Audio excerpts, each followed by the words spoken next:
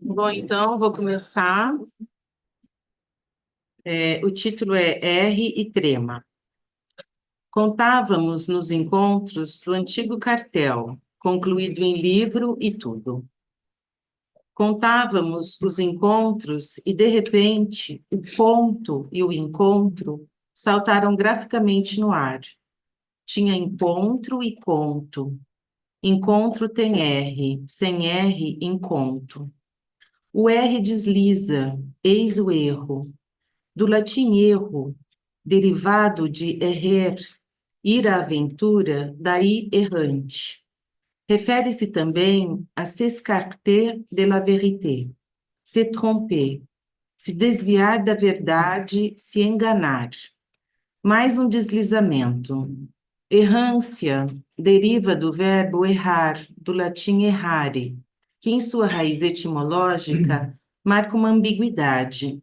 Comporta tanto o sentido de equivocar-se, cometer erro, extraviar-se, quanto de caminhar, progredir, avançar.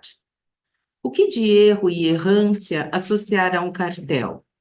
Aventurar-se na errância do inconsciente.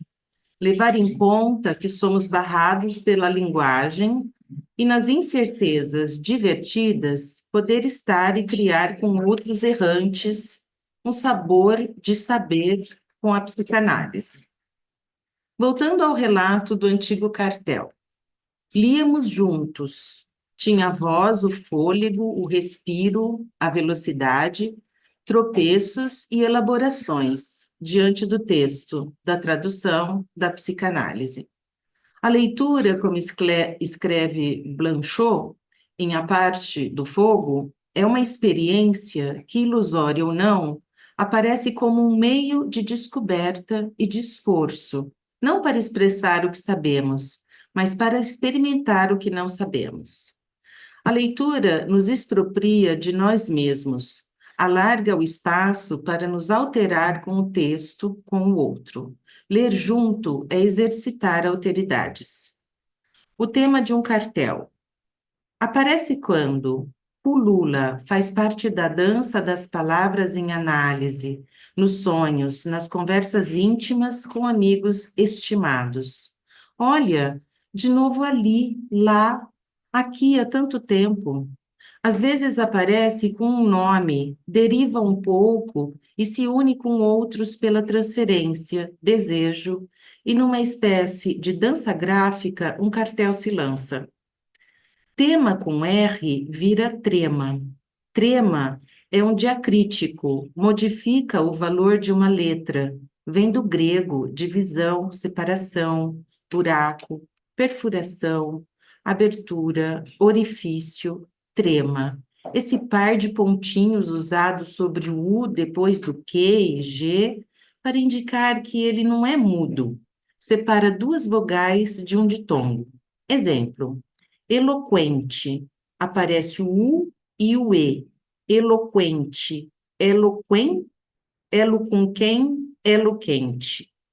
Voltando ao R do tema, esse R, tremando o tema, me faz poetizar que o tema é o trema do sujeito. Não se emudece, é um adereço que sonoriza o desejo do sujeito para um cartel. O tema abre os ouvidos, se faz presente em sonhos, arranha a língua na análise, ressoa na busca, na leitura, em em anotações de caderninhos. O tema vai manufaturando palavras e vira uma questão. Fazer questão, quem estão, na frase que termina com uma interrogação. Anuncia-se o tema, outros também desejam, se movem, se encontram. Irão juntos num mover-se alegre que é o amor de transferência de trabalho, onde cada um, cito Lacan em Dissolução, terá a liberdade de demonstrar o que faz com o saber que a experiência decanta. Lacan, versado em etimologias, nos esclarece que a origem de cartel provém da palavra cardo, que em latim significa eixo, dobradiça. e tem relação com o número 4, mas não vou me ater ao número aqui. Fico com a dobradiça. Primeiro vem o tema, depois encontros de desejosos pelo tema, transferência de trabalho e o cartel se monta. É um dispositivo que funciona como espaço de fala, leitura, pesquisa, desdobramentos, um ir e vir no desejo de conversar com pares. Lugar de se angustiar e atravessar as angústias do não saber, saboreando juntos desejar saber. Lugar de se desarmar, ter liberdade de livre associar, de interrogar o saber e seus limites. Lugar de experimentar e suportar os sintomas do outro e o próprio diante das veredas pedregosas do narcisismo e da psicanálise. E num passo a mais, lugar de versar cada qual sua própria escrita e partilhar elaborações que têm o valor da transmissão e reinvenção da psicanálise.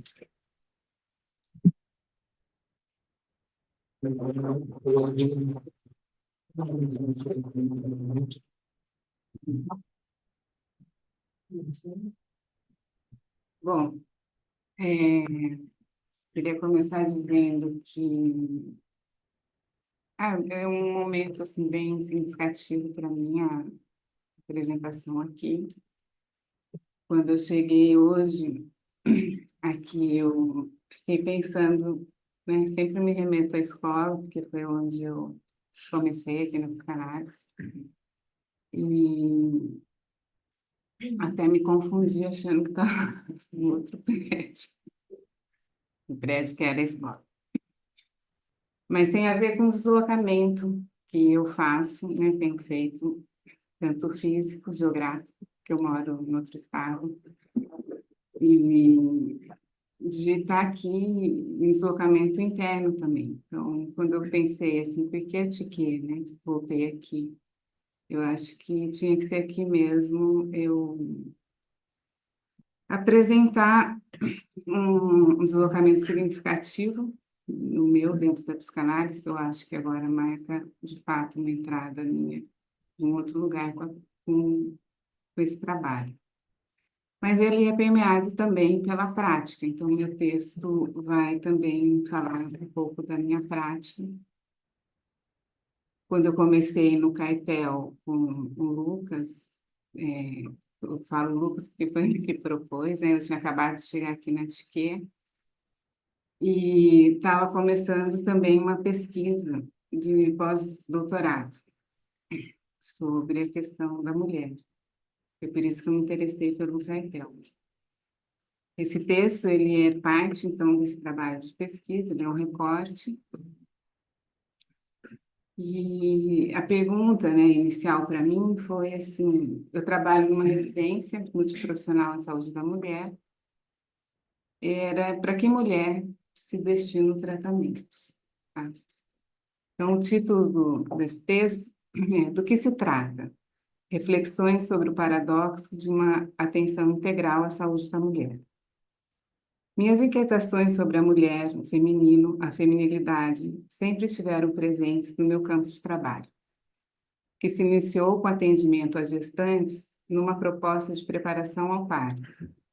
Ainda estudante de psicologia, comecei esse estágio sem muito entender o que a psicanálise tinha a ver com a gravidez e parto. Me sentia um ponto fora da curva, com um pé na área da saúde, que tem o saber como referência e tende a objetificar os acontecimentos do corpo, e o outro na psicanálise, que procura fazer furo nesse saber para que o inesperado possa surgir. Da graduação à docência, as questões que envolvem a mulher sempre cruzam o caminho. A experiência de trabalhar com atendimento a mulheres, como tutora de uma residência multiprofissional em saúde, trouxeram outras inquietações, como: quem são essas mulheres que buscam o serviço? O que endereçam a equipe para além do adoecimento inscrito no corpo e o que se trata? Essas foram algumas indagações que me desafiaram e foram o disparador para iniciar uma pesquisa de pós-doc e inscrever para participar do cartel mais ainda. Inicio contextualizando o trabalho na residência, que se caracteriza pelo atendimento e intervenção multi-interdisciplinar com mulheres em idade reprodutiva nos diferentes níveis de atenção. Psicólogo, nutricionista, farmacêutico e educador físico compõem a equipe. O principal desafio do psicólogo na equipe é construir um lugar para trabalhar com a clínica psicanalítica em um contexto multidisciplinar, onde há uma diferença em relação às posições discursivas, das quais 3 áreas operam a partir do discurso da medicina, pautado por um referencial biológico do corpo e do adoecimento, e um que representa o discurso analítico e tem como referência o sujeito e as manifestações do inconsciente. A paciente, a doença e o sofrimento que isso causa são o ponto de encontro entre as diferentes áreas. O corpo e a compreensão que cada profissional tem sobre o seu funcionamento, assim como a forma de operar sobre ele, marcam a diferença na atuação de cada um que compõe a equipe. Enquanto no referencial da medicina, o corpo é tomado como corpo-organismo, objeto de estudo e intervenção da atividade corpórea, para a psicanálise, o corpo é o da representação inconsciente, investido a partir da relação com o outro, que envolve o sujeito como se fosse uma segunda pele, recoberta por uma rede de significantes. Como foco da residência é a saúde da mulher, o corpo em questão é o corpo feminino, com seus sintomas físicos ancorados na sua história afetiva, marcado por uma linguagem própria. Da menarca à menopausa, as mulheres chegam para ser atendidas e endereçam à equipe mais que uma demanda de atendimento ao sintoma do corpo, pois, junto com suas queixas, deixam transparecer seus sintomas e desencontros na vida. Frequentemente nos deparamos com mulheres ditas poliqueixosas, com dificuldades para aderirem às propostas terapêuticas e que apresentam dependências dos serviços ofertados pela instituição. A escuta dos casos apresentados em supervisão nos faz indagar sobre as diferentes formas de sofrimento e angústia que se circunscrevem em um discurso de afecções orgânicas endereçadas ao outro da saúde.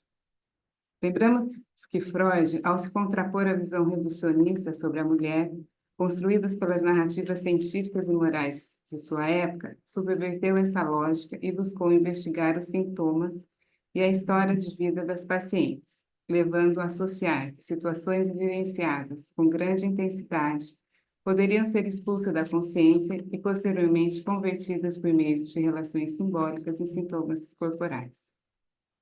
Num contexto do mal-estar feminino, Freud passou da ausculta para a escuta das mulheres e incluiu no tratamento o sujeito e sua divisão.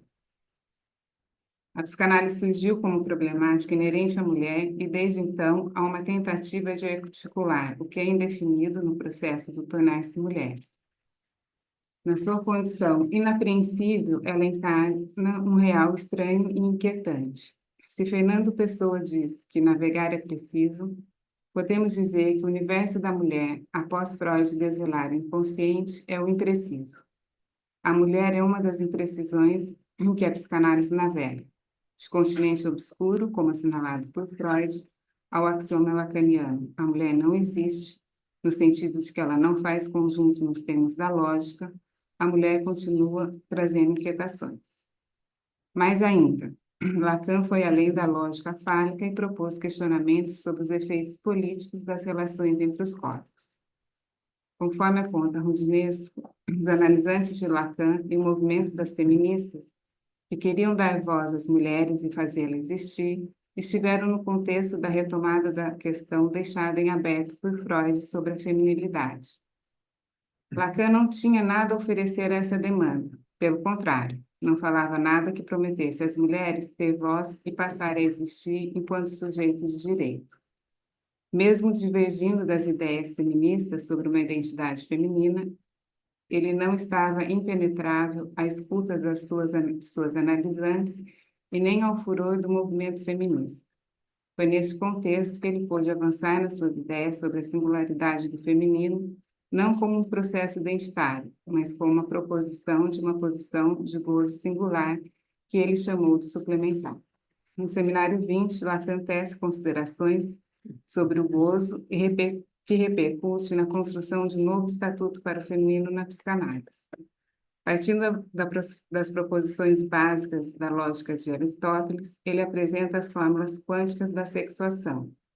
Sinaliza para duas modalidades de posição de gozo. De um lado, o fálico, masculino, e do outro, o lado não todo fálico, feminino. E avança nas formulações sobre o falo simbólico. Assim, no quadrante do lado fálico, posição masculina, a significação falo é o eixo da estruturação do desejo, remetendo ao jogo simbólico da dialética do ser ou ter. O resto, ou o excesso não simbolizado, colocado no quadrante feminino, ultrapassa um lugar discursivo, onde está localizada a lógica não toda, uma outra modalidade de gozo, íntima, ou seja, íntima e ao mesmo tempo estranha, a lógica falha. A posição feminina se caracteriza por um gozo suplementar, sem limite, não simbolizado, e não todo se localiza mais além do recalque. Então, o feminino é aquilo que não cessa de não se escrever, é o gozo real impossível. Portanto, para Lacan, o campo do feminino é aquele que existe, como ele propõe no polêmico aforisma A Mulher Não Existe. Compreendo que a complexidade da teoria lacaniana, ao propor esse aforisma, não se limita a falar das mulheres como seres que possuem uma anatomia própria, tampouco das distinções identitárias militantes das mulheres, sejam elas feministas ou não. As fórmulas da sexuação sinalizam para as posições de gozo com as quais todos os seres humanos, homens e mulheres, terão que se haver. Não se trata de duas posições distintas, mas de posições interdependentes, uma vez que não é possível pensar a posição feminina sem o estatuto da castração e da linguagem.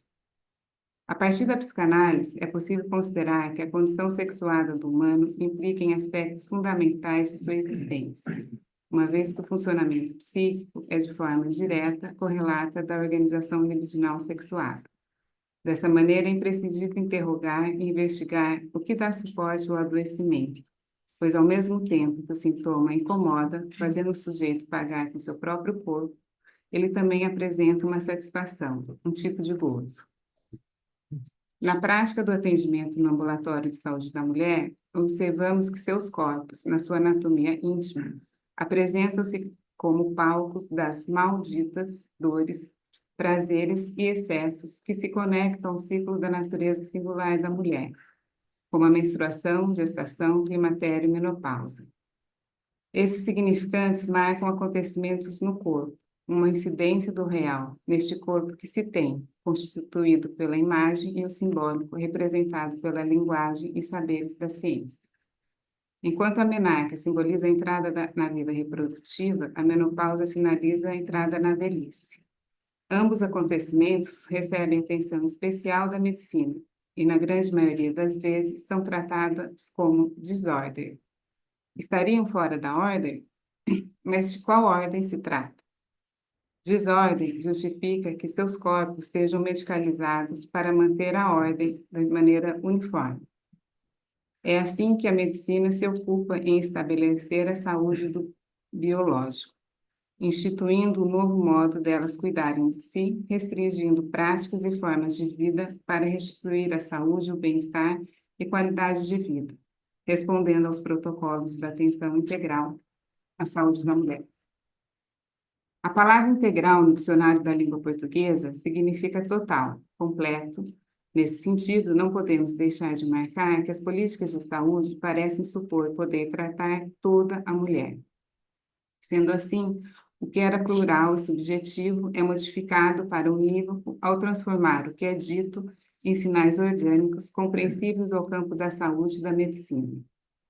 Eis aqui um paradoxo, pois se o corpo de fêmea pode tanto gerar um filho como cessar o ciclo reprodutivo, e nesse sentido ser diagnosticado e tratado quando necessário, o corpo da mulher não há signo que o contemple, sem ser pela via do discurso, e esse é plural e imutável.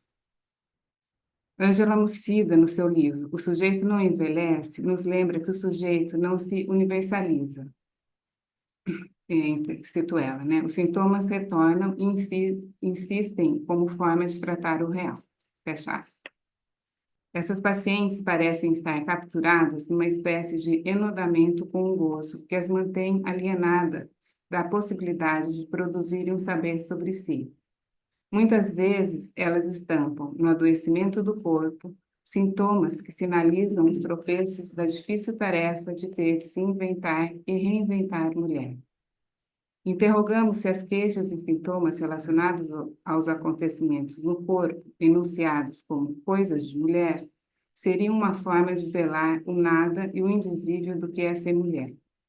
Observamos que no mundo atual, as invenções fálicas que buscam definir a mulher na contemporaneidade, como, por exemplo, boas profissionais, saudáveis, fitness, entre outros, não são suficientes para aplacar o enigma de seu ser.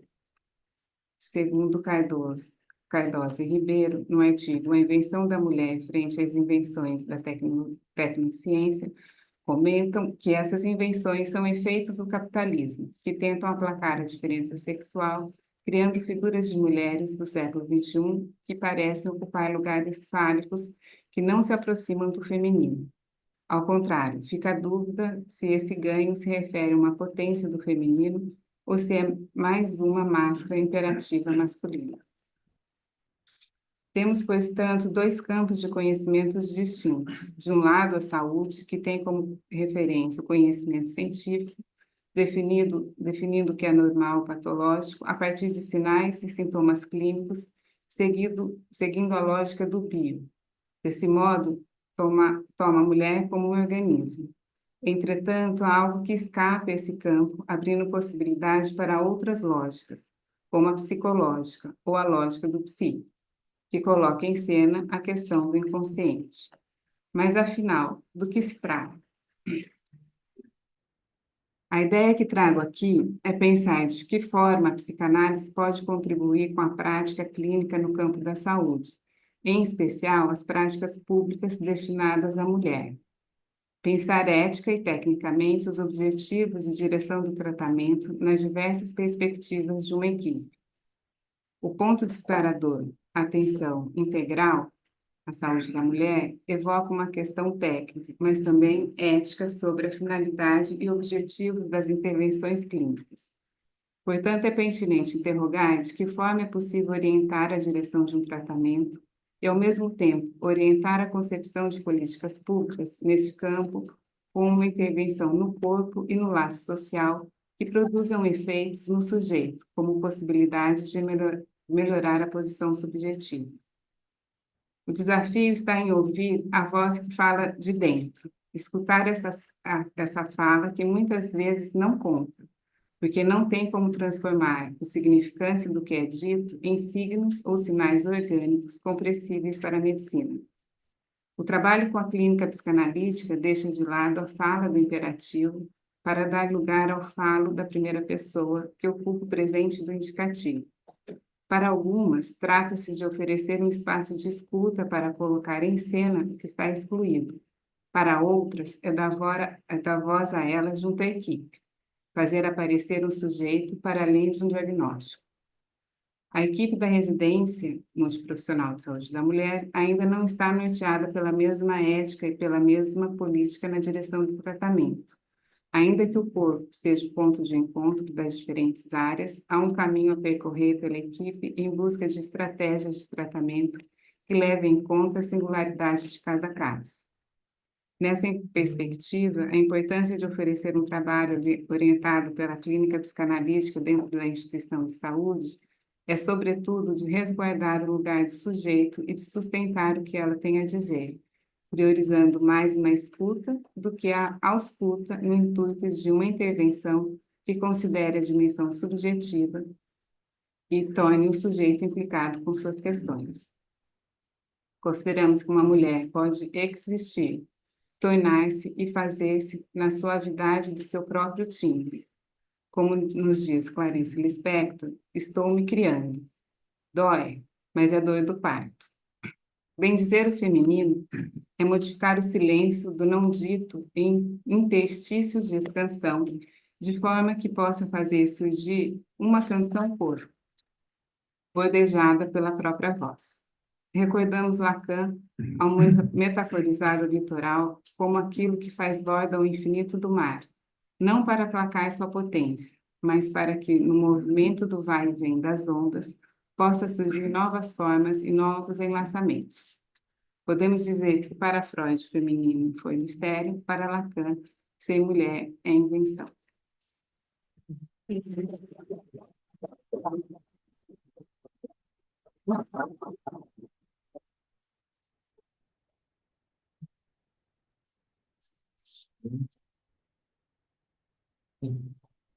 Boa tarde, né? Já é boa tarde. Queria agradecer o convite. É uma oportunidade grande para um analista, para qualquer analista em formação, ser provocado a elaborar um texto e depois esse texto poder ser lido. É uma oportunidade luxuosa ter a Marta como leitora e um breve comentadora dos nossos textos, e também podermos apresentar aqui a um público maior. Então, agradeço a persistência de todos, todas aqui, para nos ouvir, né? Então, muito obrigado. O meu texto, aí eu agradeço também alguns outros leitores, como o Léo. O Léo não chegou a ler, mas o Eric falou assim: olha, o seu texto está longo. Estava com 12 páginas. Vai demorar mais de hora. E chamava Menos é Mais. Aí eu tive que cortar e ficou Menos é Menos. Então, esse é o motivo do Menos é Mais e do Menos é Menos. Vamos ver se ficou mais ou menos ou não. Eu queria começar com uma citação de um evento que aconteceu, que chama a Jornada dos Cartéis na Escola Freudiana de Paris, em 75. Tem isso. Me parece que a Marta se envolveu na tradução para o português disso já há algum tempo. O Léo me providenciou não a tua tradução, ou do grupo que você estava envolvido, mas a tradução em castelhano. De todo modo, eu vou fazer uma citação aqui do Lacan, que me parece oportuna, que ele diz assim, e com ela eu abro uma espécie de epígrafe aqui: me parece difícil que os analistas não se perguntem o que quer dizer analiticamente seu trabalho enquanto um trabalho comum, um trabalho compartilhado. Porque deve um analista permanecer isolado? Por que não? Porque praticamente é o que se passa no nosso cotidiano, né? Então, o que quer dizer analiticamente nós buscarmos compartilhar, fazer laço com outros analistas, né? O que se justifica isso, uma vez que o trabalho nosso é absolutamente solitário, né? Enfim, então vamos lá. Eu fui convidado a apresentar alguma coisa sobre a função do mais um, a partir de um cartel do qual participei em torno da leitura do Seminário 3 de Lacan. Se não me engano, entre 2017 e início da pandemia. Éramos em 5. De lá, saiu um livrinho conhecido de alguns, chamava O Cartel das Psicoses, com o trabalho de cada um dos participantes. Bom, há uma razão para essa especificidade toda. A prática psicanalítica é uma prática com transferência, e é esta a condição para que o campo psicanalítico seja abordado pela lógica do um a um. Não há o cartel, assim como não há o inconsciente.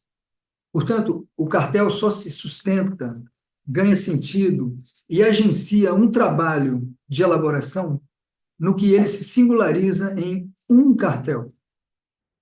O que não significa que não se deva dar destaque à estrutura que lhe é constitutiva.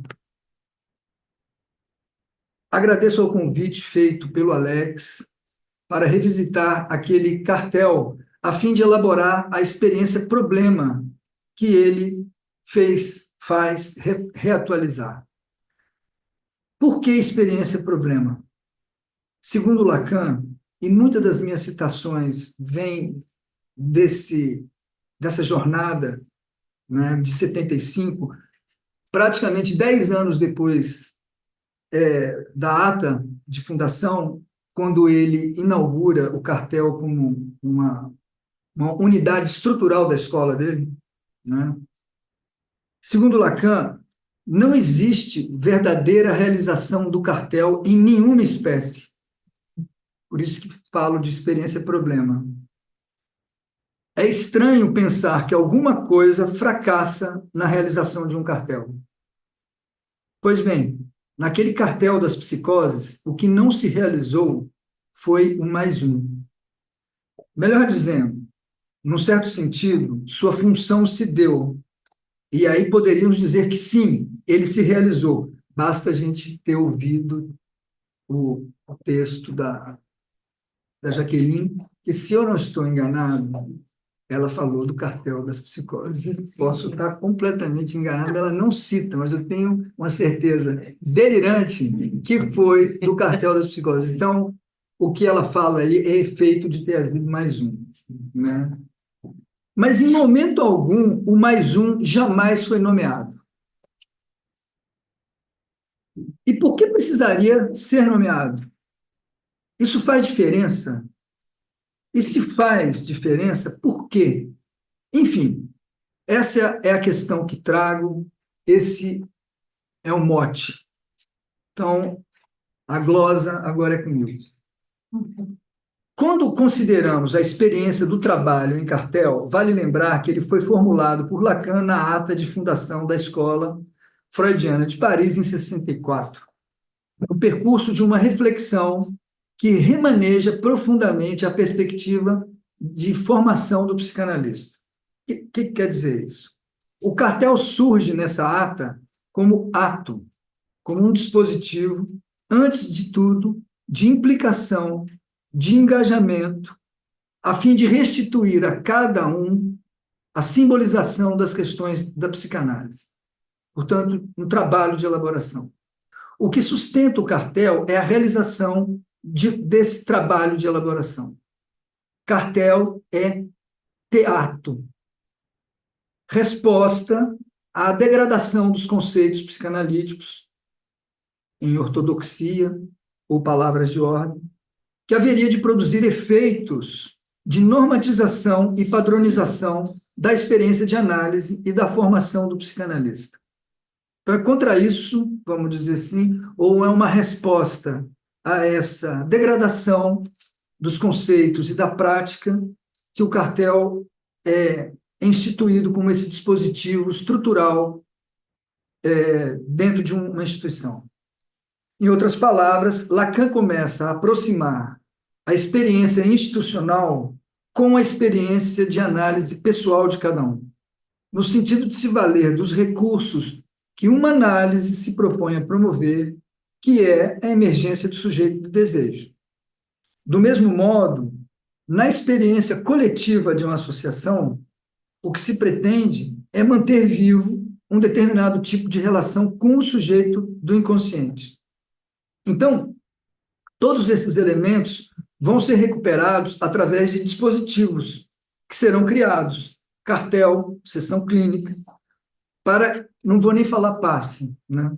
Para que esse mesmo sujeito e sua divisão, suas diferentes determinações e causações pelo desejo, possam encontrar um lugar compartilhado. É uma condição inteiramente nova na psicanálise, na formação do psicanalista, o que foi proposto por Lacan.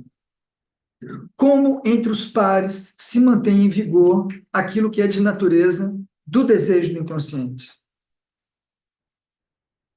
Uma coisa é você manter em vigor o desejo inconsciente no divã. Outra coisa é você manter em vigência o desejo ou o discurso do inconsciente num laço onde muitas vezes se privilegia a mestria ou todo saber, enfim.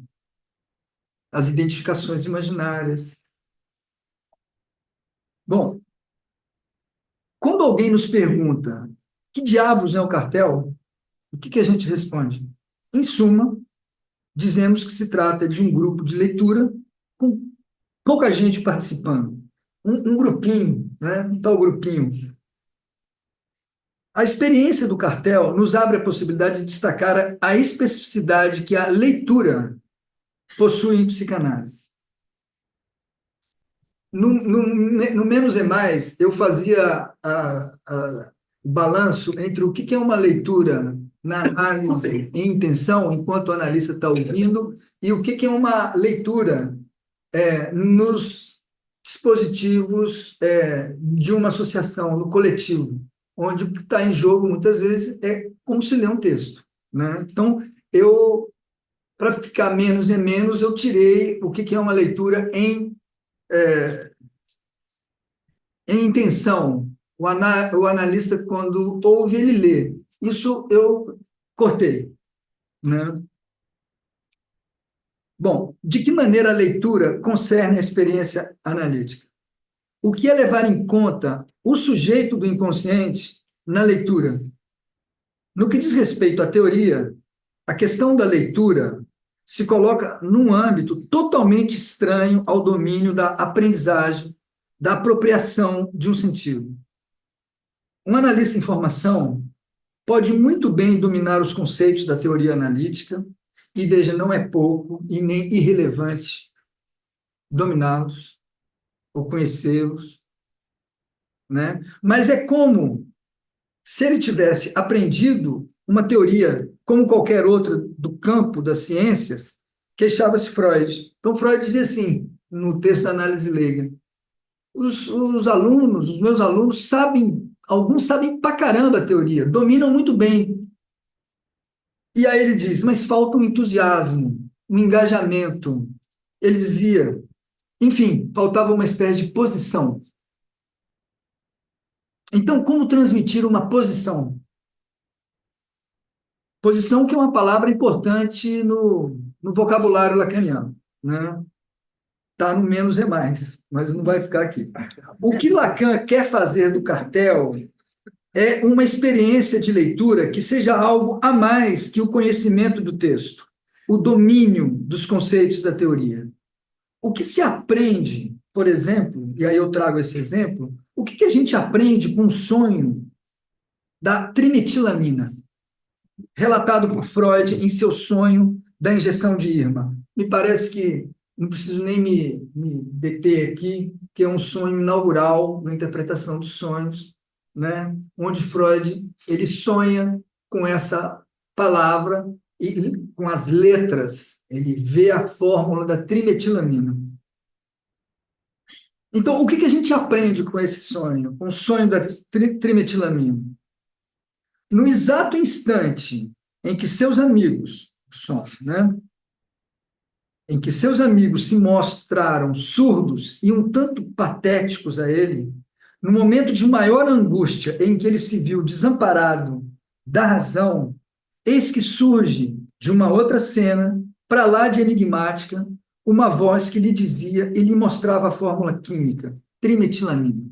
É assim que aparece trimetilamina no sonho. Ele recorreu aos médicos, aos professores, ele já não estava entendendo mais nada depois de abrir a boca, e aí vem a fórmula, trimetilamina.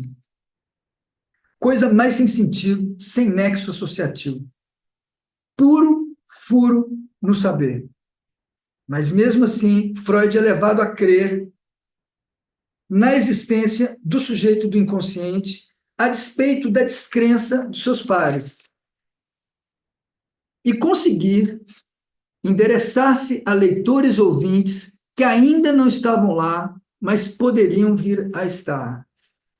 Nessa perspectiva, o significante trimetilamina não pergunta ao seu leitor o que ele pensa sobre o que ele leu, isto é, um suplemento de saber, mas sim como ele pensa depois de tê-lo lido, como ele repensa a sua relação com a teoria quando essa teoria cessou de ser um discurso erudito sobre a falta, para ser um discurso habitado pela falta.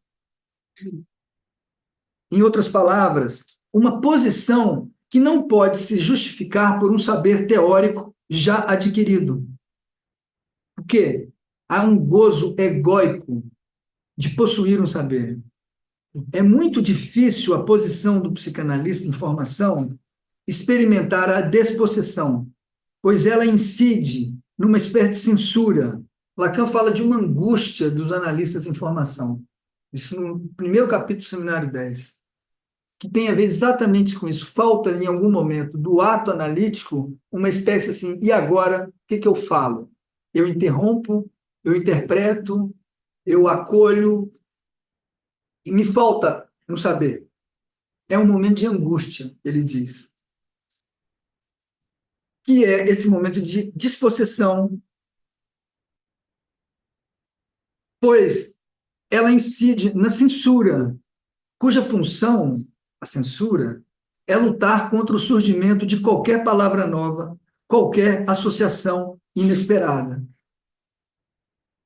Vejam, faz muita diferença tomar a palavra em cartel, o texto da Jaque comenta isso, e tomar a palavra em um seminário, ou grupo de leitura, ou até mesmo numa jornada. Hoje, quase ninguém do público se atreveu, e não talvez só por causa do tempo, a fazer uma pergunta de ignorante, né? Porque isso causa censura. Num seminário, é também muito comum a gente não se atrever a fazer perguntas.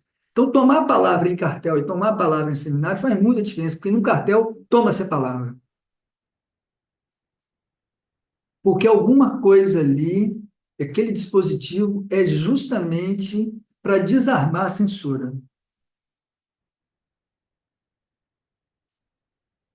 A função do escrito trimetilamina, porque a trimetilamina estava escrita no sonho de Freud, não era a de representar a leitura.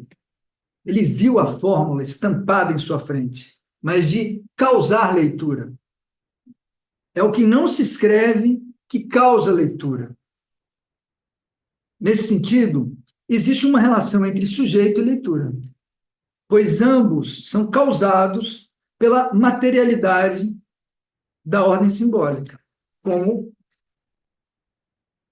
o texto da Vivian, lido pelo Eric, comenta muito bem sobre isso. Bom, o cartel se estrutura como uma elaboração sustentada no pequeno grupo, de não mais que 5, provocada pela presença desse personagem, o mais um. Lembre-se que eu fui provocado a falar, Luiz, fala do mais um lá no Seminário 3. Então, o cartel se estrutura com esse pequeno grupo de não mais que 5, além desse personagem mais um. Essa estrutura quaternária, mais a distinção dessa função fundamental desse mais um, não é algo fácil de captar na formalização que Lacan conferiu a ela. Mas sem ela, sem seus efeitos, não é difícil pressentir que uma determinada relação com a leitura não se deu. Ou seja, é comum, não é raro, cartel virar grupo de leitura. Ou seja, quando o cartel vira grupo de leitura, é porque a função mais um não se deu.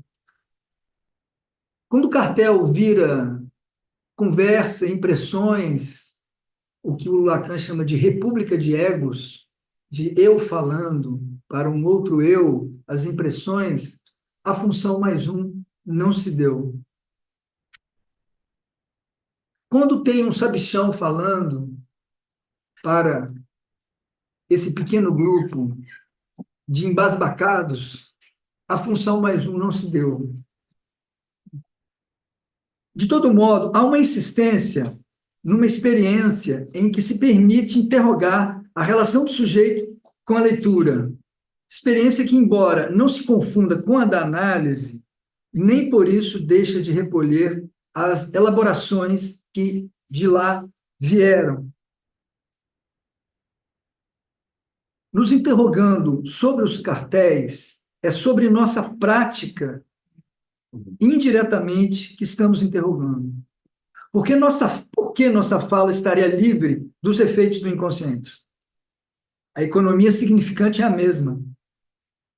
Como tratar o inconsciente, se não se submetendo a ele? O que se espera de um cartel é dar consequência aos efeitos da análise de cada um. Então, no cartel, trata-se de um enfrentamento, de uma busca de sujeito, efeito de leitura e efeito de fala, que quando toca esse ponto, não se transforma em cumplicidade, coisa que é muito comum também em grupos de leitura, e por que não dizer em cartel. Então, quando começa a ter panela, é porque a função mais um não se deu. Então, por isso que o Lacan diz que todo cartel fracassa, né? Lacan coloca o analista em formação numa luta desigual quando o convoca ao cartel. Por quê? Porque é um grupo, e um grupo é um imaginário com força total. O grupo é um grande abraço confuso de onde o gozo tira sua origem, as suficiências. Pois não se pode deixar de levar em conta que nas relações que implicam a associação entre pares, vai comparecer um outro elemento dominante, que é o elemento identificatório, o qual vai fazer barreira à vigência desses princípios que vinha falando. No funcionamento de grupo, há um empuxo para que alguém ocupe a voz do coordenador, ao qual, por vezes, imaginariamente, se faz uma demanda de saber. Ou então, para eliminar a voz do chefe e transformar o grupo em uma reunião de pessoas para trocar ideias, impressões, numa livre república de egos, de todo modo, se não se pode evitar a presença do cacique, pelo menos sua dominância seja questionada. Todo o impasse na formação de um analista é de permanecer aí.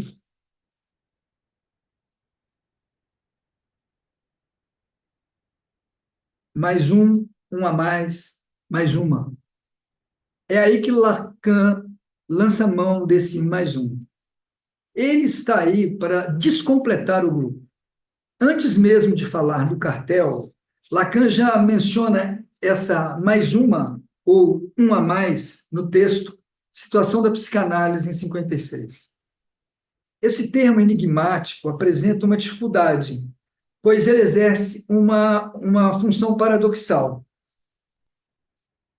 Isto é, não intuitiva.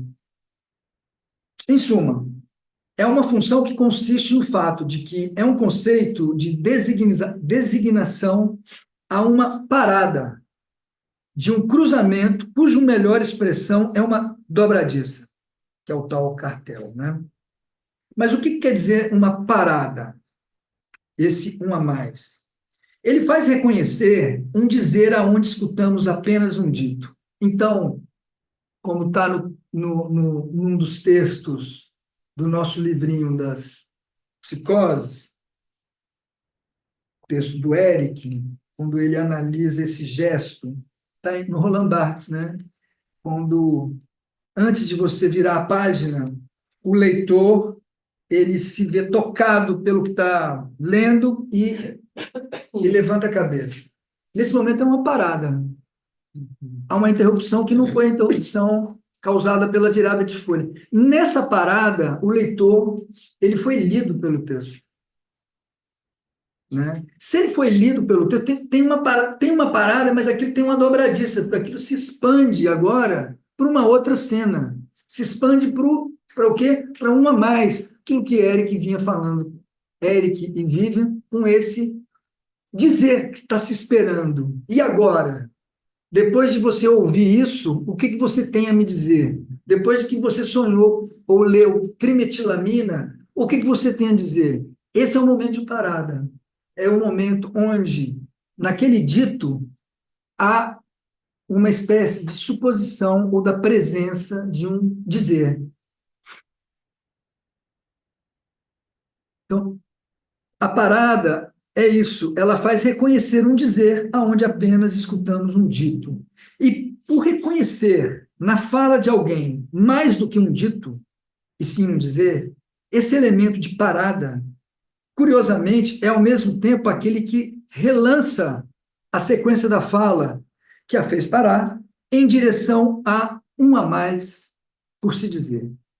Então, ele é limite e relançar-se. O mais um é o lugar de um limite que se desdobra toda vez em que é ocupado. Por quê? Porque há sempre um dizer a mais, o dizer a se renovar, que está sempre lá à espera. Esse dizer, quem o diz? Ninguém e todos ao mesmo tempo, pela substituição de um por um, de um de cada vez.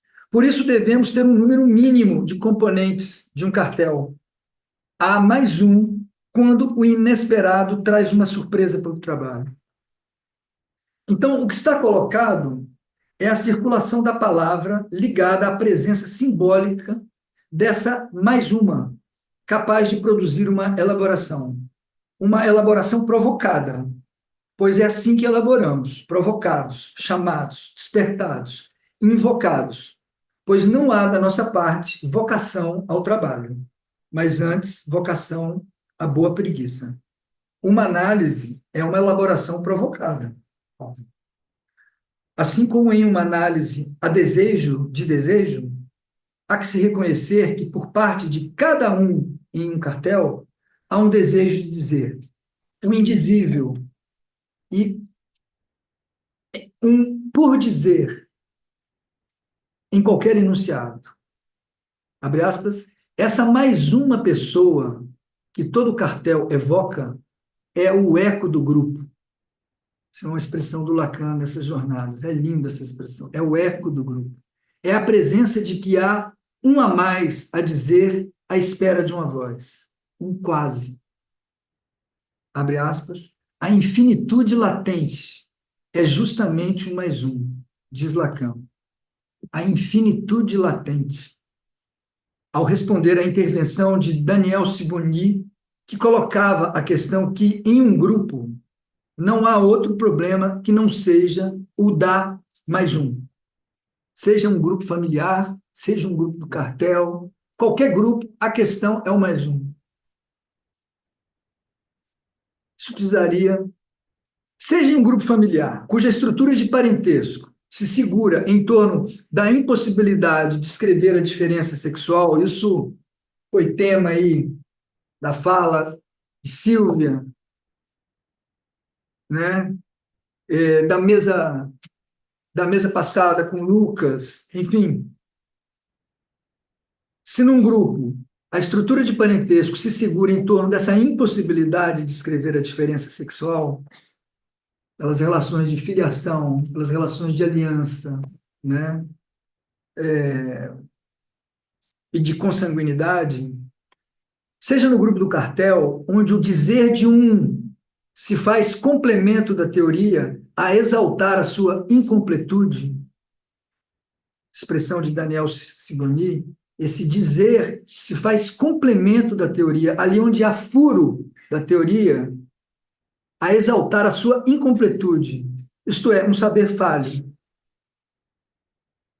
Mas por ocupar esse lugar onde a teoria falta, essa mais um a transmite.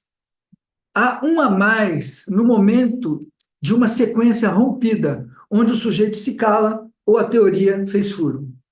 Mas é dali que virá uma palavra que me falta. Isso, quando irrompe no discurso, transforma a fala comum em acontecimento. Há uma palavra a mais, iminente, uma escrita iminente, um quase.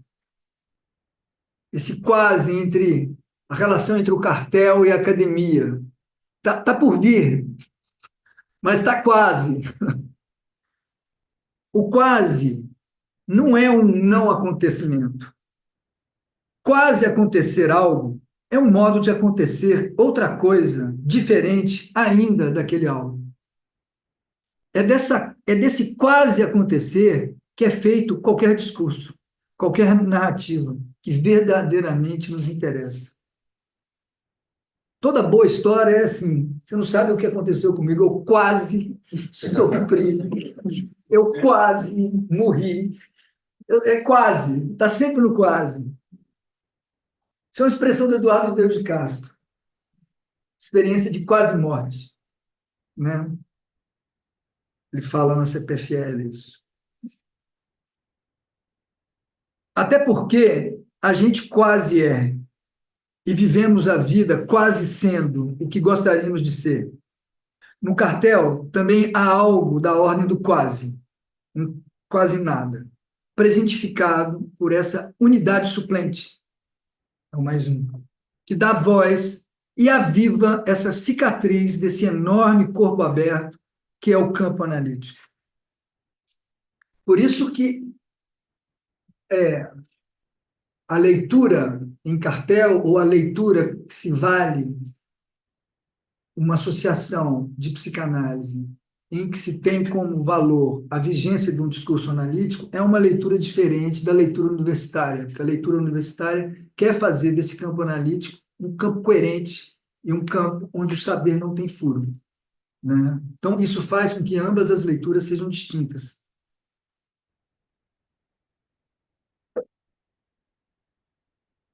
Por isso existe em todo o funcionamento de grupo essa mais uma pessoa que todo cartel literalmente evoca, a fim de incitar, despertar, provocar o desejo do outro. A conjunção dos 4 elementos se faz ao redor do mais um, que se é qualquer um, deve ser alguém. Alguém encarregado de velar pelos efeitos internos do empreendimento. Isso está na ata. É o caso de expor os trabalhos de elaboração, o que se faz com o saber que a experiência decanta. Alguém escreveu isso nessa mesa aqui no ano passado, hein? Você, né? Inclusive as crises. Está no texto Decolagem, um texto já terminal, praticamente, do Lacan. Se seguindo Lacan, deve haver alguma razão do mais um ser encarnado por alguém, ainda que qualquer um possa exercê-lo.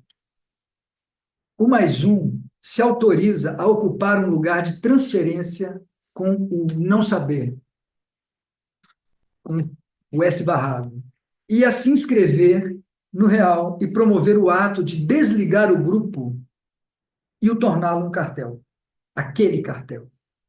Portanto, um cartel, como o sujeito, é o lugar de um trabalho que espera por ser impulsionado, provocado pelo mais um. Aquele que consegue não deixar escapar seu dizer, ao preço de deixar cair o si mesmo e de se perder. Essa pessoa faz do grupo um cartel. Ele é o traço, suporte de uma identificação não imaginária, mas simbólica. O mais um está no eixo da transferência, o que dá a esse grupo a possibilidade de produzir, de metaforizar, para que alguma coisa possa surgir. E por quê? Pois o mais um é aquele que trabalha a teoria como algo não saturado. E é por ser nomeado, que a mais uma faz um buraco simbólico no real. O que é um buraco simbólico no real? Isso aqui podemos chamar que isso aqui é um real. Quando eu faço um buraco simbólico no real, eu faço 2 furos, isso aqui passa a ser alguma coisa até de sinistro, porque isso aqui vira um furo simbólico no real, né?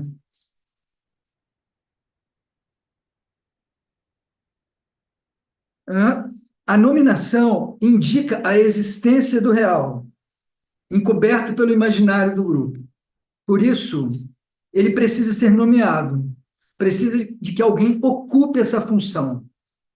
Para isso, o mais um deve estar atento a não se identificar demais a tal ou qual posição no momento em que os demais lhe dirigem um pedido. Nem saber, nem domínio, nem divisão subjetiva, nem objeto de gozo parcial.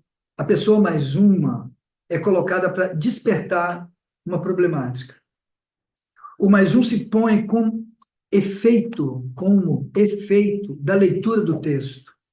Ele é o produto da leitura, em transferência com o texto. Ou seja, com a um S barrado. O mais um é quem se deixa ler pelo texto do outro, e é quem escuta a palavra do outro. Por isso que nessas jornadas tem um analista que fala que a experiência de leitura e a experiência de análise é idêntica, que é exatamente porque a verdade, a mensagem, vem do outro de forma invertida. E, no caso da leitura, vem dos textos. Então, a relação não é uma relação de apropriação de saber, mas de se deixar ser tocado, ser lido pelo que você está lendo. O mais um faz ato com isso.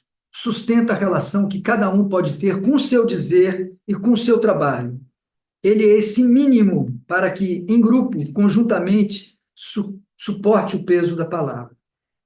Então, trata-se de um trabalho voltado à elaboração, ou seja, o cartel, uma atividade de leitura pautado por um retorno para simbolizar, isto é, produzir conexões associativas, os textos dos quais se vale. Portanto, tais elaborações ocorrem na medida em que o cartel realiza uma relação de transferência com o texto, na medida em que as questões do texto interroguem o sujeito e ele passe a falar a partir do texto. Modo de dizer que o texto possa assumir para o sujeito uma fonte de interpretação. Totalmente diferente de fazer uma leitura puramente exegética, compreensiva. Então, lá onde era suposto haver palavras, há uma alteridade de sujeito, cicatriz, que traz a marca do real. O mais um é quem atualiza a presença do sujeito. É aquele que provoca a condição do sujeito, na medida em que ele mesmo comparece como tal. Posição avessa ao do coordenador e mestre, cuja posição corresponde à suspensão da divisão pelo saber. As interrogações que o mais um introduz no cartel provêm do efeito que o texto lhe provoca. Isso é capaz de causar nos demais membros do cartel. Não haveria nessa fala nenhum apelo a um outro que viesse servir de suporte para tapar, pelo saber, uma divisão que lhe é constitutiva. Nesse sentido, o mais um colabora com a queda da suposição de que há um outro com o saber que supostamente falta. Bom, surpreenderá ao leitor dessas jornadas aqui, e quem se puser a ler essas 50 páginas, ficará surpreso, eu acho, porque, ocorrida em 75, toda dedicada à função dos cartéis, reiterando, dispositivo definido por Lacan no seu texto A Ata de Fundação. Ele se inicia com uma constatação de Pierre Martin, que é um psicanalista que presidiu as jornadas, e o primeiro a tomar a palavra naquele encontro, com a seguinte constatação: é um fato que a maior parte dos cartéis que conheci não se formaram nem atuaram dentro deste espírito, o espírito que estava nas atas, 10 anos depois. Ou seja, o cartel foi um retumbante fracasso até então. Ou seja, quase 10 anos depois de fundada a escola freudiana, onde se pregava que o cartel haveria de ter um papel central, a questão proposta pela jornada não era outra senão esta: o que é um cartel? E como poderia funcionar dentro das perspectivas abertas pela ata? E, segundo Pierre Martin, o que todos aqueles que participavam de cartéis lhe pediam era que pudessem realmente esclarecer o que vinha a ser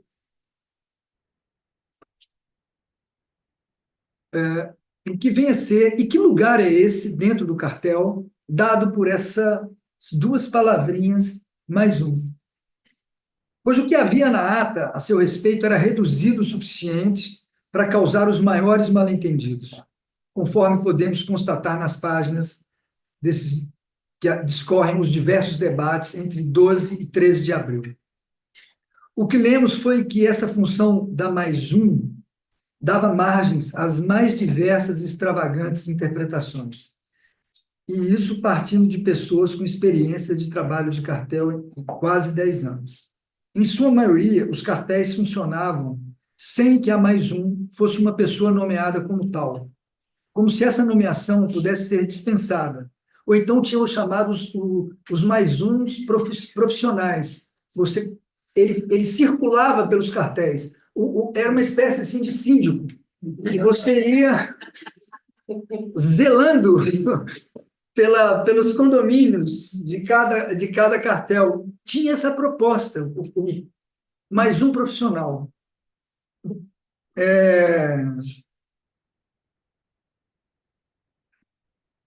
E o problema é que não há cartel sem essa mais um. Caso contrário, esse cartel não passa de um pequeno grupo, mas ainda grupo, com tudo que ele tem direito, de um líder para chamar de seu, ou, na sua ausência, de uma república de egos autônomos, suficientes. E sem o lastro do cartel, esse órgão de base da fundação da escola, nas palavras de Lacan, como tentar tornar-se analista? Ele se pergunta. E sem rodeio algum, ele sentencia: é uma necessidade implacável participar de cartel. Se estamos falando de uma transferência de trabalho, de uma transferência com texto, onde nos deixamos ser lidos por ele, é bom lembrar o que Lacan diz sobre a transferência no seu texto Posição do Inconsciente. Ela é essencialmente ligada ao tempo. Tempo de concluir, o tempo de compreender. Se lá se passaram quase 10 anos, aqui passaram 5, 6 anos daquele cartel, do qual me pergunto por que decididamente não nomeamos um mais um. Embora reconhecêssemos não apenas seus efeitos invocantes sobre cada um, mas também que ele baixava em um ou outro de nós, conforme os encontros, para depois bater asas e nos deixar. Lacan dizia em uma das suas intervenções naquela jornada que ele, mais um, ele é difícil de se conhecer, embora presente. E uma vez feito, sua presença perde efeito e logo se apaga. Daí Lacan dizer que esse menos um tem vida curta. É por isso que nessa discussão que viemos acompanhando a propósito dos cartéis, será dito que não é evidente que seja sempre a mesma pessoa que ocupe o lugar de mais um. Ele circula. Mas é verdade que um precisa ser nomeado para que a coisa comece a funcionar, a fim de que cada um trabalhe por si, com suas marcas, seu estilo. Mas não nomeamos ninguém, como se fosse um segredo guardado de nós, na condição de que não ousássemos nomeá-lo. E eu me pergunto, a que paixão nos entregávamos? A que recusávamos? Eu creio que é um desejo amoroso de suspensão do tempo. Sabem por quê? Porque nos foi muito difícil dizer fim, se soltar do encantamento, porque esse cartel era bom demais. Ele era bonito, a gente voava num amor nas palavras, no que se ouvia dos outros e no nosso próprio falar. Isso é perlimpsiquice, né? Guimarães Rosa. E como se encerra isso? Como é que se interrompe? Foi uma dificuldade mesmo a gente interromper. A gente tinha terminado, já tinha feito o livrinho e a gente continuava. A gente tinha uma dificuldade, teve uma dificuldade, eu acho que foi um sintoma de não ter havido esse primeiro mais um, essa é a minha hipótese. E eu deixo, então, a questão pairando para a reflexão da rara leitora e comentadora desse texto, uma frase do Guimarães Rosa, vinda da boca do Riobaldo, que pode nos servir de farol de por que nos recusamos a nomear. E por que a gente quis suspender esse desejo amoroso de suspender o tempo. ele diz assim: pensar na pessoa que se ama é como querer ficar à beira d'água, esperando que o riacho, alguma hora, pousoso, esbarre de correr. Mas ainda me intriga o mais um não ter sido nomeado naquele cartel das psicoses. Násio, em algum momento, fala da pessoa mais um como ator, mas não nos dá maiores explicações. E ator foi a minha trimetilamina. O que uma afirmação como esta pode nos oferecer? Então, eu busco aqui alguma coisa. Ela me remeteu ao sentido mais originário, trágico, do nascimento do ator. E eu me deixei guiar pela fascinante leitura realizada por Alain Didier Weil a esse respeito, restituindo ao campo da psicanálise, sua leitura, o Édipo trágico, não apenas o Édipo mítico, leitura da qual deixo aqui alguns rastros. No começo, ator não havia, era só a plenitude do coro, cantando em consenso a voz uníssona da paixão dionisíaca. Um corpo místico, em comunhão coletiva, num rito de reconstituição do Deus despedaçado, que é Dionísio. Uma espécie de monobloco. No começo era um grande monobloco, para falar de um nome de uma escola, de um bloco de carnaval do Rio de Janeiro. Uma banda, né? Eis que um dos seus membros se arranca a essa plenitude desse monobloco, causando no coro uma enorme falta, uma perda irreparável, que era a sua unidade. Esse corpo coletivo se tornará sofredor pela falta de uma de suas partes. No mesmo tempo, nasce o coro da tragédia, que sofre pela separação desse membro perdido. Esse membro perdido virá a ser o ator trágico, definitivamente culpado pelo sofrimento do coro. Esse é o ato do nascimento do ator, ato de ruptura, ao fim do qual um sujeito separado de sua origem, o coro, vai cessar de cantar em consenso, na medida em que se põe a falar. Desde então, uma tensão irredutível foi criada entre coro e ator, entre um coro em luto, que não perdoa esse um a menos em que o ator se transformou. A fala do herói trágico nasce na medida em que ela é arrancada um dia à dimensão do canto de uma música sacra. Esse menos um jamais será perdoado pela cicatriz aberta deixada no corpo do coro. Canto do coro e palavra do ator. Que relação subterrânea existe entre a música e a fala? E aqui também dialogo com a Vivian. E a fala de Eric. Tinha música. O ator trágico é aquele que irá produzir o ato da fala, ao cessar de cantar, separando-se do coro, que permanecerá como lugar do canto. Mas essa passagem é complexa e entrecruzada, né? A distinção se refere primeiramente à questão da nomeação. É bom ecoar, nomeação.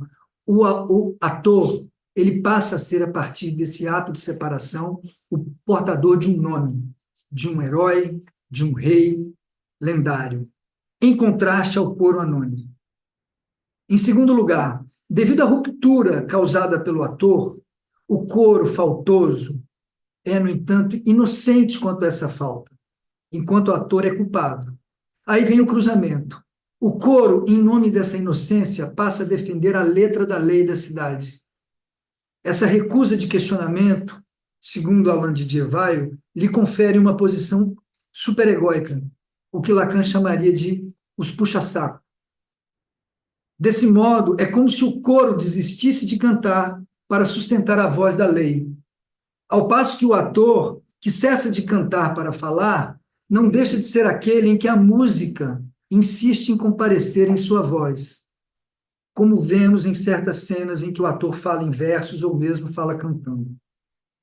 Enquanto o canto do coro se pôs em harmonia com a lei, que rege o logos, a palavra falada do ator é, no entanto, sustentada por uma musicalidade da qual ele, ator, não fez o luto.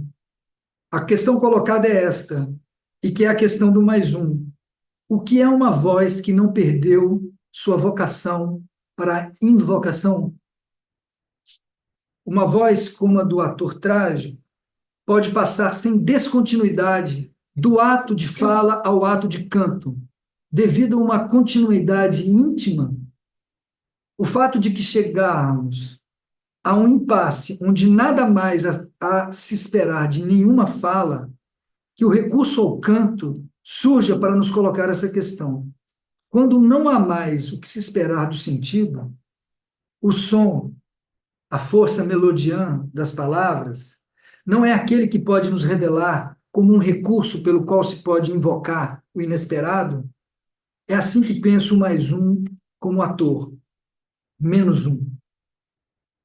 No entanto, não deixa de ser um certo efeito de leitura e separação promovido pela presença furtiva, anônima e desconhecida do mais um na nossa experiência em grupo do cartel das lições do Seminário 3. O fato de cada um dos participantes ter se lançado a escrever um texto e apresentá-lo a um público maior. Nossos encontros eram marcados pela leitura dramática, rente ao texto, ao pé da letra, leitura em voz alta, ou melhor, leitura em voz outra, para quem lê e para quem escuta. Esse artifício inserido nos encontros faz do leitor da vez o leitor da voz, pelo ritmo, pelas pausas e respirações, por toda sorte de tropeços e ruídos. Naqueles encontros do cartel, o dono da voz era aquele leitor fora de si, sempre desconcertante, um a mais entre nós. Portanto, não deixamos de ouvir o eco promovido pela presença furtiva, anônima e desconhecida do mais um na nossa experiência em grupo do cartel. O fato de cada um dos participantes ter se lançado a escrever um texto e apresentá-lo a um público maior é a sua prova, efeito de leitura e separação. Alinhar-se à tese de Lacan, que o sujeito é efeito do significante, nos põe a pensar que o sujeito falante seja escutado numa referência temporal, avessa à duração. Tivemos também aí, acho que foi na fala do Alex, e também no comentário do Eric, essa questão do tempo, né? E eu vou comentar isso, né? A relação, o ser efeito do significante, e isso tem uma referência temporal, que não tem a ver com duração. O advento do sujeito implica numa ideia não linear do tempo, mas de ruptura, de corte significante na linearidade dos acontecimentos. Sua presença se reacende pelos efeitos de sentido quando na escolha de uma palavra, de um significante a mais, essa passagem entre um significante e outro, de um a outro, de S1 para S2, introduz uma primordial pulsação temporal. Portanto, faz pulsar a passagem de um a outro. Em outras palavras, o sujeito faz constar, pela associação entre significantes, uma pulsação temporal, no que é causado por um e apreendido por um segundo, na medida em que se apaga novamente. Intermitências pulsantes. Então, se a prática com a transferência da psicanálise é uma relação essencialmente ligada ao tempo, é porque numa psicanálise o tempo marca seu começo e seu final, como entrada e saída.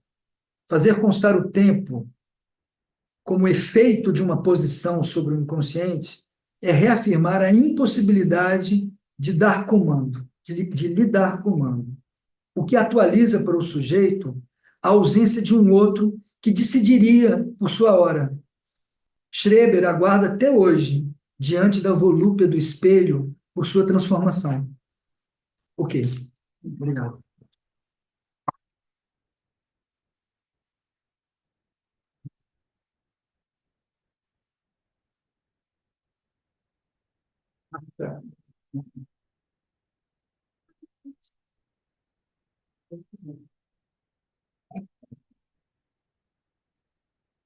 Vem no meio, Marta.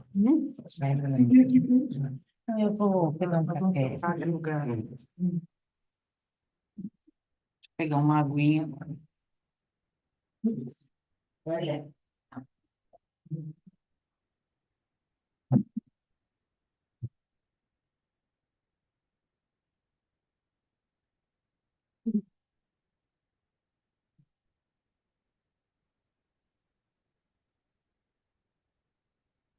Bom, vamos respirar fundo aqui, adiantado da hora, das caras de fome. O pão de queijo venceu, mas vamos lá. Eu quero agradecer muito a Tiquê, né,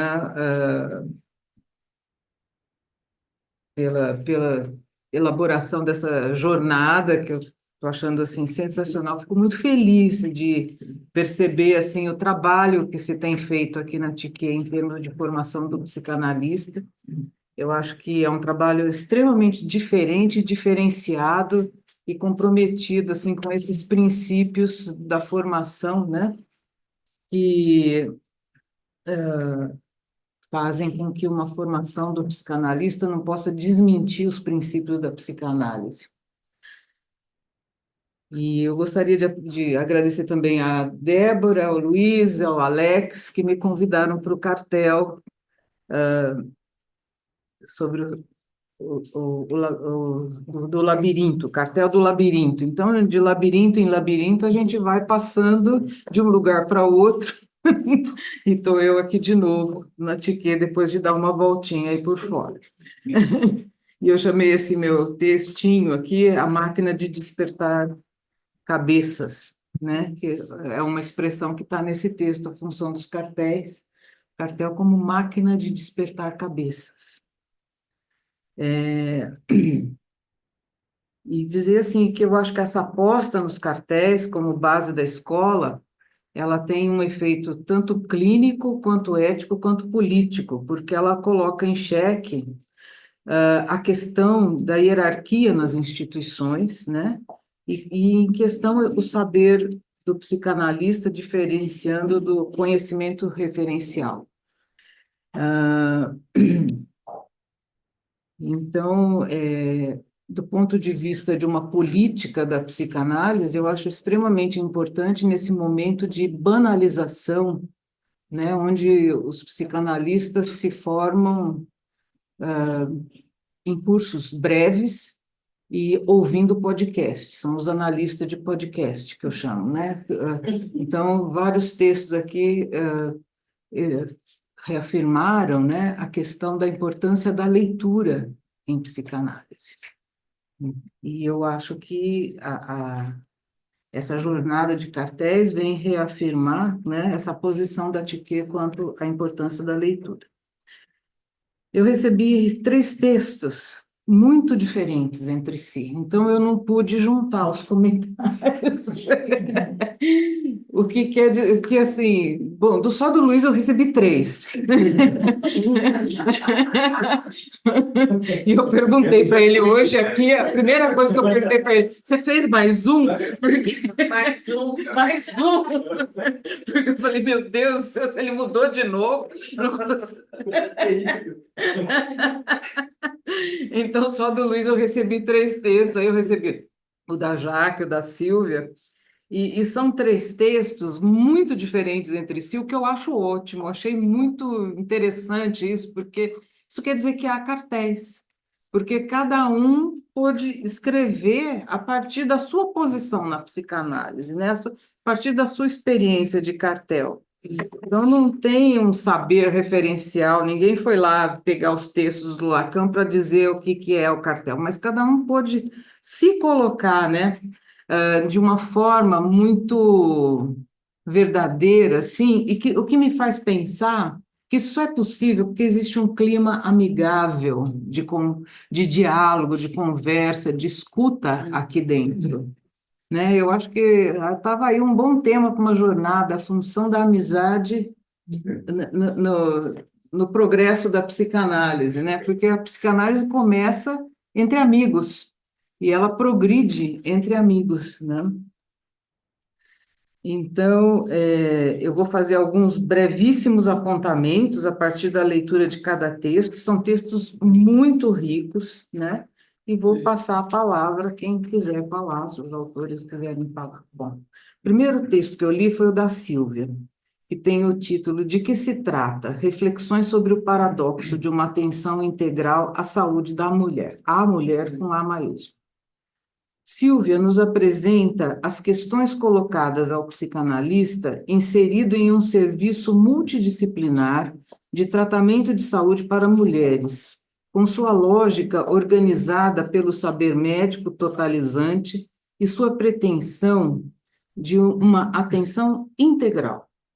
De saída, já temos um paradoxo e uma dificuldade. Se não existe um significante que represente a mulher, as mulheres não fazem conjunto, pois não há um significante que as reúna no conjunto mulheres. E Silvia pergunta: quem são essas mulheres que buscam o serviço? O que endereçam à equipe para além do adoecimento inscrito no corpo e o que se trata? Essas perguntas foram o disparador de uma pesquisa acadêmica e da inscrição no cartel com o seminário mais ainda. Silvia coloca a prática nesse serviço médico como causa que promove suas elaborações. Então, o texto de Silvia vem dela ser causada por esse paradoxo entre esses dois campos que não se juntam, não se, né, dificilmente conversam, né? Eu me senti um pouco identificada, porque como eu venho da medicina e desse exercício da psicanálise no meio médico, é muito difícil essa conversa, não? E o que a Silvia faz dessa dificuldade, desse gap entre os dois campos? Ela faz um texto, ela faz uma pesquisa, isso põe ela a trabalhar, né? Eu diria, tem aí uma posição que diz de um desejo de analista, que, assim, diante desse furo, né, disso que não se junta absolutamente, um psicanalista trabalha. E retorna a pergunta, retomo aqui a pergunta que ela se faz: o que essas mulheres ditas poliqueixosas pela medicina, que não aderem ao tratamento, mas se tornam dependentes da instituição, estão tentando dizer? Que sofrimentos estariam na gênese de suas queixas repetidas e insistentes, irritantes e inconvenientes para a equipe? Poderíamos traduzir essas queixas lembrando Lacan: o desejo é desejo do outro. Elas tentam traduzir os mal-estares da condição de mulher e outros na linguagem médica que elas inconscientemente criam para atender à demanda do serviço. Como me ensinou de forma brilhante uma paciente internada em um antigo hospício: se eu vou falar com o psiquiatra, eu preciso falar como louca. Cito o texto de Sílvia, abre aspas: observamos que seus corpos, na sua anatomia íntima, apresentam-se como palco das malditas dores, prazeres e excessos que se conectam aos ciclos da natureza singular da mulher, como menstruação, gestação, climatério e menopausa. Eu pergunto: esta assim chamada anatomia íntima não seria antes uma anatomia extima, uma anatomia que se inventa e reinventa pelo batimento real do tempo sobre o corpo e seu funcionamento, pelos lugares sociais que se impõem às mulheres pela passagem do tempo, né? Pelos diferentes lugares sociais que se impõem às mulheres pela passagem do tempo? Não se trataria, pois, de um tempo cíclico, pois não há retorno possível, nem do tempo que se quer parar, como o Reobaldo diante do riacho, pensando no amor. Não é um tempo que pare, nem um tempo que tem retorno, mas é um tempo de perdas e reinvenções, com seus tropeços e falhas. Pergunto: Foi a pergunta que me ficou.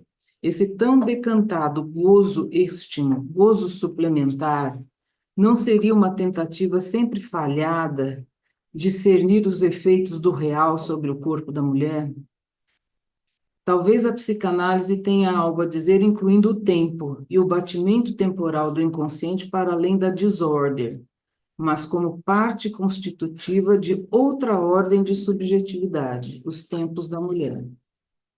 Não, fica como pergunta, não consegui elaborar muito.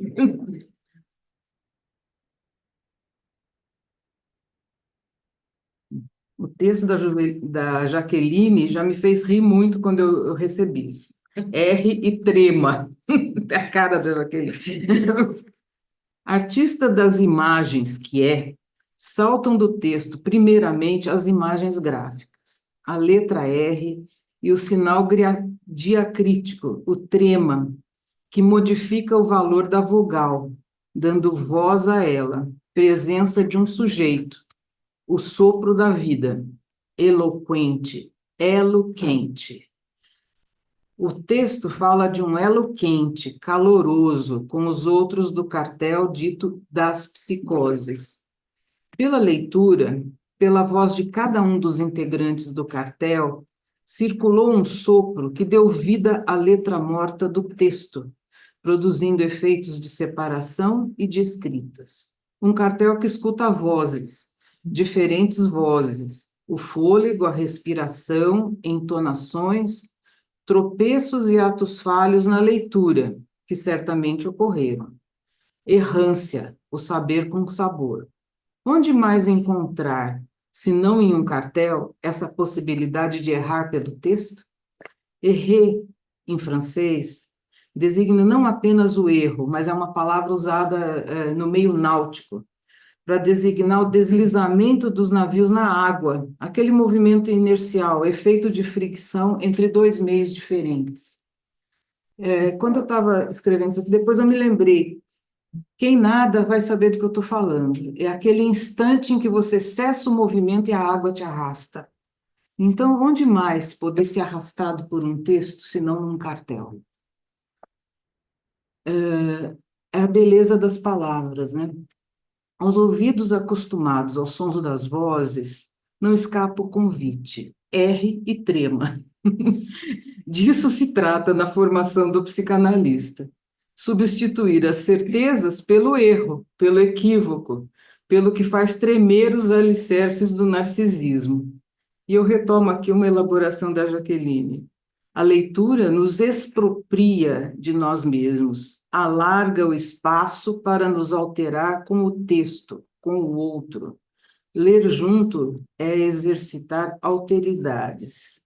Desnecessário dizer da importância dessa expropriação de si mesmo na formação do psicanalista. Fica a pergunta: a escrita também é um meio de exercitar alteridades? Bom, o texto do Luiz tem seu ponto de partida numa encomenda do Alex, assim ele diz, que ele fale sobre o mais um. A elaboração exige que o sujeito seja invocado, convocado a dar testemunho do desejo que o habita.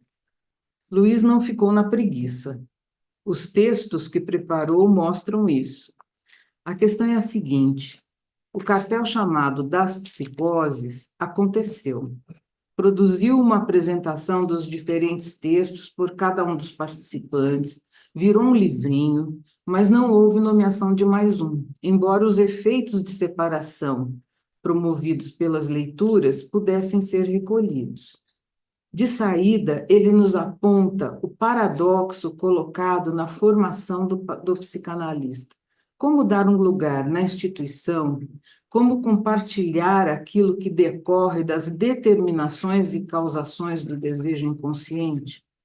Que tipo de dispositivo poderia fazer passar para um determinado grupo ou associação algo que é da ordem do singular?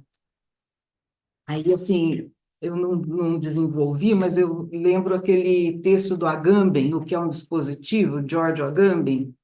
É uma conferência que ele fez aqui no Brasil, inclusive, onde ele fala que o dispositivo existe primeiro para resolver um problema. de ordem prática.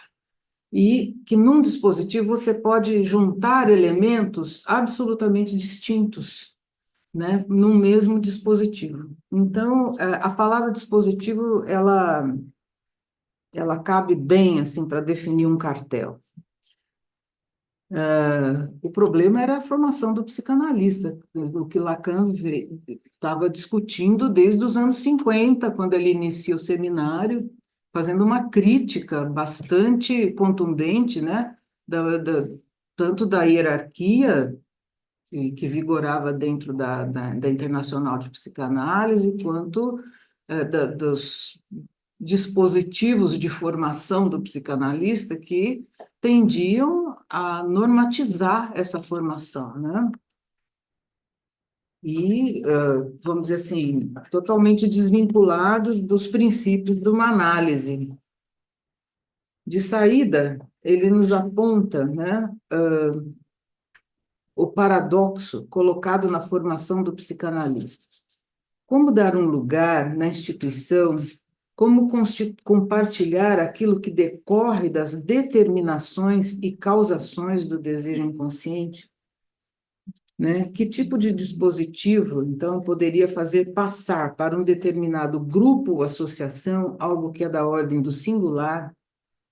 Lacan, ao colocar o cartel como fundamento da formação do psicanalista, aproximando dos princípios e fundamentos da psicanálise, aproxima-o dos princípios e fundamentos da psicanálise, criando um lugar onde os efeitos da análise de cada um podem ser recolhidos pela leitura, pelo tipo de leitura que se faz, né?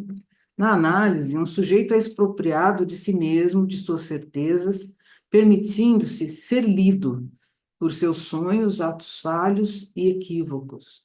Luiz destaca a estrutura do cartel, o mais um no lugar de dobradiça, lugar de articulação entre as singularidades de dentro e o fora da instituição e do público. E eu cito o texto. Ele faz reconhecer um dizer onde escutamos apenas um dito. Ele relança a sequência da fala que a fez parar em direção a um a mais por dizer. O mais um é o lugar de um limite que se desdobra toda vez que é ocupado, ou seja, é um limite sempre a ser desdobrado, a seguir, né, a elaboração. Aqui uma primeira pergunta. No texto, Luiz se refere alternadamente ao mais um e mais uma. Qual a relação entre essa função e o feminino? A questão da nomeação, furo simbólico no real, é retomada no texto. A que nos recusávamos ao recusar essa nomeação? Desejo amoroso de suspensão do tempo? Como fazer essa separação, encerrar essa coisa boa demais? Até Riobaldo foi convocado a ajudar. Pensar na pessoa que se ama é como ficar à beira d'água esperando que o riacho, alguma hora, pousoso, esbarre de correr.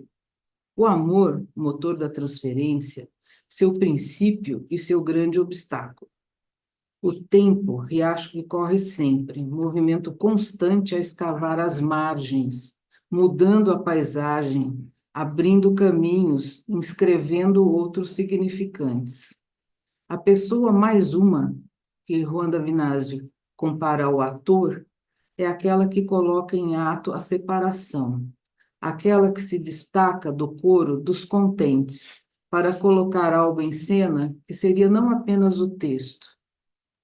Ao emprestar sua voz, encarnando e soprando vida na letra morta do texto, o ator mais um nos coloca diante do luto, da impossibilidade de fazer um, de refazer o corpo despedaçado do saber.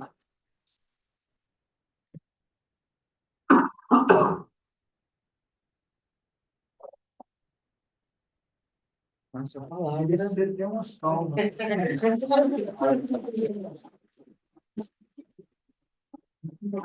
Bom, passo a palavra à Silvia, Jaque, ao Luiz.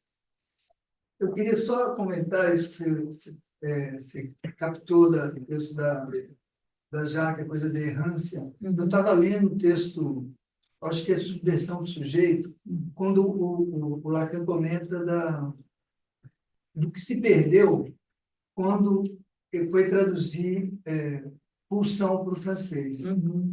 Porque em inglês é drive. E ele falou assim, drive é ótimo, porque vem de deriva, de errância. Eu achei, e assim, mas nós escolhemos outra via, porque no drive do inglês tem o derivar, que é exatamente esse diálogo que você já não quis deixar. Nós escolhemos essa palavra feia, segundo o Paulo César de Souza, que eles recusam usar. Você perguntou se escrever também é exercer autoridade? Era essa a pergunta? Eu acho que sim, total, né? Porque a letra, né? A mão ou a tecla, algo escapa ou entra. Há mais um traço, troca. Menos um, toca.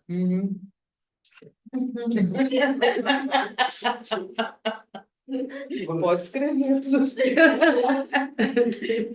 Pode. Muito bom, Jaque. Valeu. Sempre falta a escrever, né? Eu acho que escrever é reencontrar assim a sua posição diante da falta, né? Porque quando você escreve, você fala, mas falta um negócio aqui, né? Falta aqui, tem um buraco aqui. É que tem o impossível, Tem né, o da impossível da escrita, da linguagem, né? Então, assim, até eu penso muito fluidamente. Sim, E aí? Não adianta nada, porque Vai eu não vou escrever. conseguir escrever um sofrimento, botar aquilo aqui, então aceita, e vai ser tudo outra coisa, né? Vai ser tudo outra coisa, vai faltar coisa dessa a vida Vai. inteira. Bom, Marta, queria agradecer, né, a leitura do texto, os comentários, e de fato, assim, é um paradoxo, uma coisa, quando eu fiz essa pergunta, né, assim, existe atenção integral à saúde da mulher? A resposta já era não, Não. são dois campos distintos, mas eu acho que a escrita foi essa tentativa de dar um contorno, de fazer caber em algum lugar, sabe? Sim. E a escrita, acho que não é à toa assim, que a gente começou um cartel, né, sobre a escrita, e é uma coisa, uma direção assim, que eu acho que está se formando para mim, assim, de poder pôr alguma coisa em funcionamento. Porque pensando assim, o meu campo é dentro e fora da psicanálise, porque está na saúde, dentro e fora da TIEP. Estou longe, mas estou dentro, né? Assim, e eu acho que a escrita, né, e participar do cartel, assim, é uma coisa que possibilita um dentro, uma interlocução. Fazer uma amarração, né? Entre isso que não se junta, né? Não se, ninguém vai se Não vai se juntar e nunca. tudo bem. Mas eu acho que assim tem uma importância o seu texto, Silvia, porque eu acho que o psicanálise não vai resolver o paradoxo, mas ele vai se situar e produzir a partir dali, né? Eu acho que esse é o ponto do seu texto, que eu acho interessante, né? Porque você está trabalhando um monte a partir desse paradoxo. Sim. Né?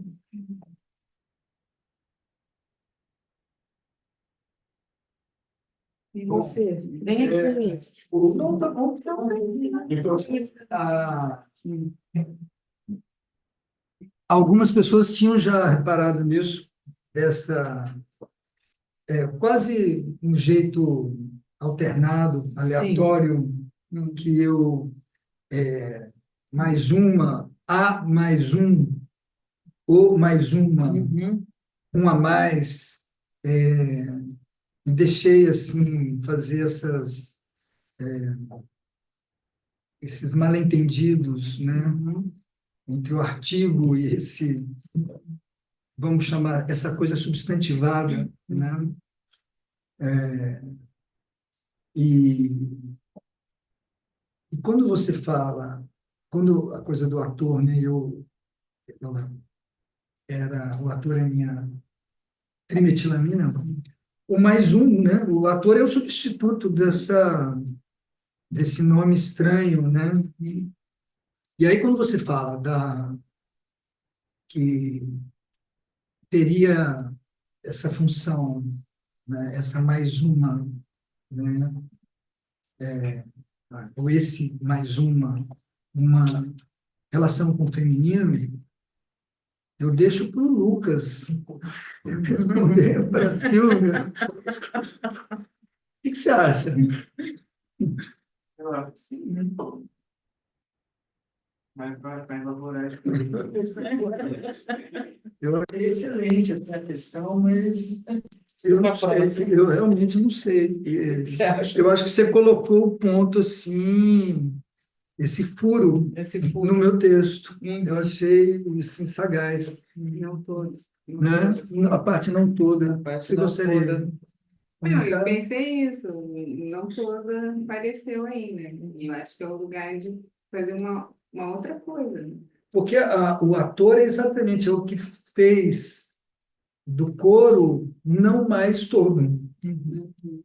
E se a mais um é o ator, é aquilo que carrega esse não todo, né? E é um não todo saber, né? E eu não todo saber. Essa incompletude do saber.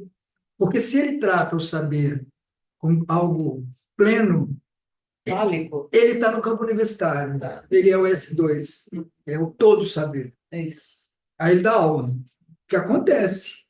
Acontece. Onde tem alguém dando aula. Corre esse risco. Há sempre um risco. Eu acho que o cartel é assim, se lançar um risco, porque Se lançar- conforme você foi lendo, assim, olha, se acontecer tal coisa, não é cartel, se acontecer tal coisa. E são tantas coisas possíveis de Sim, acontecer. então, Aí acontece Total. tudo, né? Por isso que 10 anos depois o Lacan fala assim, olha, eu não conheço, na verdade, o cartel que se realizou. Pois é, pois é. E, ao mesmo tempo, é o elemento estrutural de uma associação. É de tremer. É de tremer mesmo, tem que tremer. Acho que tem que Você tem, né? E dar uma notícia para quem não sabe, assim, quem tiver interesse com um tema ou esse tema que treme, né? Quem tiver já um trema, que pode, a gente vai mandar lá uma lista dos cartéis que já existem e que tem vaga, né? E aí vocês podem ocupar mais ou menos um ali. Tá? Mas era só para aproveitar. Legal, legal. Alguma questão? Podemos uma palavra aí?